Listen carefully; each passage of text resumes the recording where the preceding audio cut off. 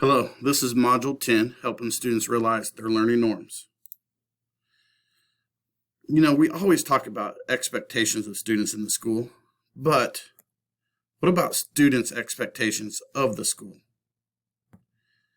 So today I'm going to give you the top 10 list of student expectations or learning norms of the school. Number 10, application. Is their learning all theory? Or can they apply the learning to the real-world setting? Students want firsthand experience in which to develop competency, and they want those experiences to mirror the way professionals in the real world think, perform, and learn. Students want to use what they learn, skills as well as understanding, to address real problems and challenges. The challenge. Is it just about completing the assignment and just getting it done?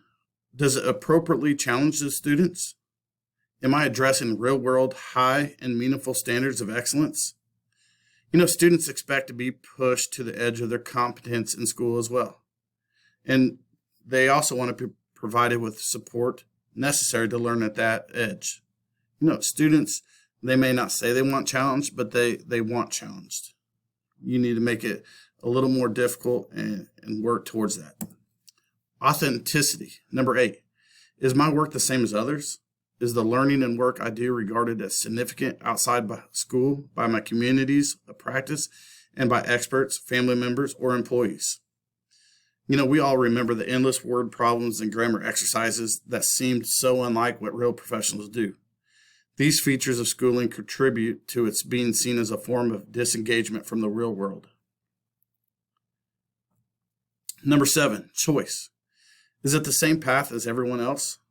Do I have real choices about what, when, and how I will learn and demonstrate my competence?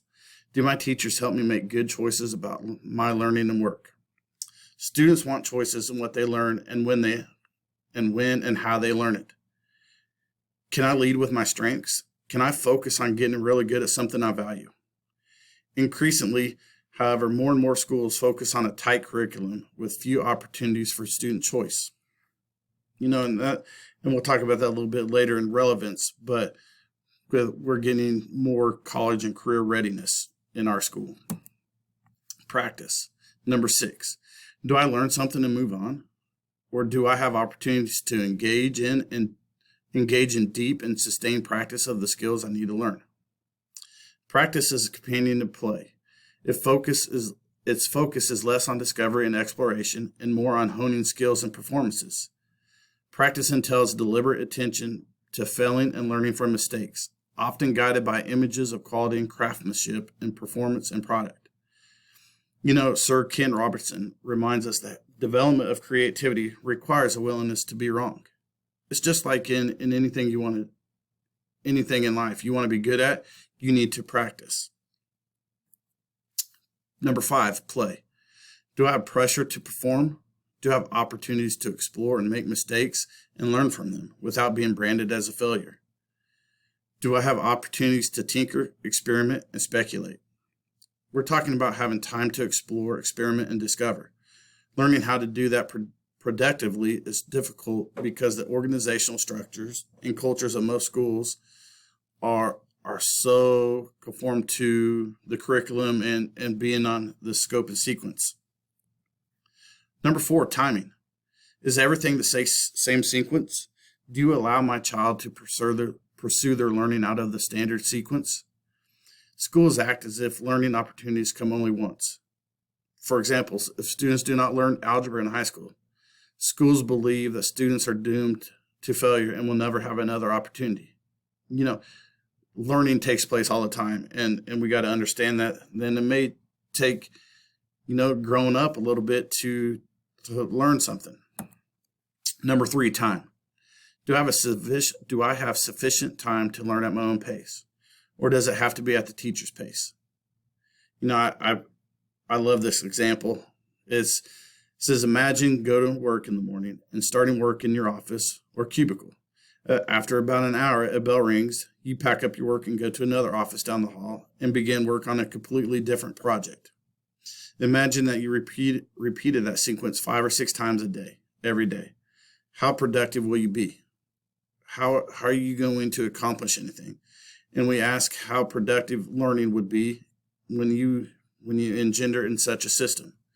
You know, and this is such a structure of schools that would be hard to change. But as you think about it in your term, that is difficult to do.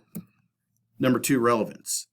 Do I find what the school is teaching to be relevant to my interest, including my career interest?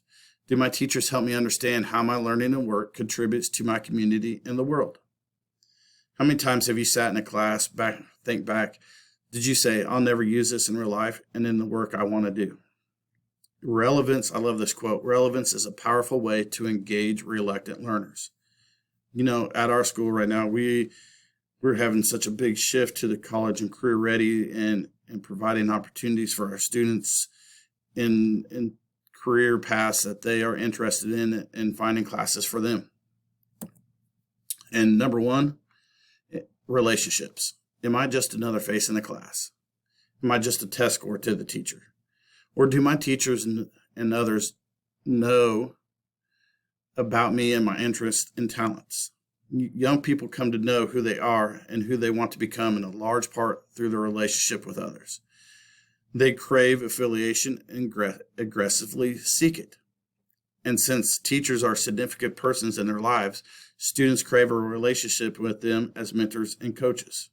I think this is number 1 because the more you develop that relationship with those kids, the more you're able to push them past that, just past that edge and push them a little bit harder and a little bit farther than what they think, because they understand that you're there for the best. Standard correlation. This assignment correlated to the standards because we had to evaluate the video on learning norms. By doing so, we know that kids expect what the kids expect from school, and we can help meet the needs of the students that will enhance their learning and well-being. We all know the expectations we want from our students, but sometimes we don't take time to understand what students may expect from the school when it comes to their learning. Relevant. I've said this a couple times before, but when you walk into a school, you most likely know the expectations of the students. Sometimes as an educator, you get caught up in the scores and curriculum, but we also need to consider the needs of our students in your classroom. We are in a kid business, and we need to make sure that we're doing what is best for our students and not necessarily us. This assignment made me realize that I need to make sure that I'm taking time out and looking at what is needed from my students. Reflection. As a future building leader, I will make sure that my staff knows that they can think outside the box with lessons or activities and not fear repercussions or, get in trouble for that. I want them to think of the students and how they will make lessons relevant and challenging, but also be flexible enough to change if it is not working. And references. Thank you.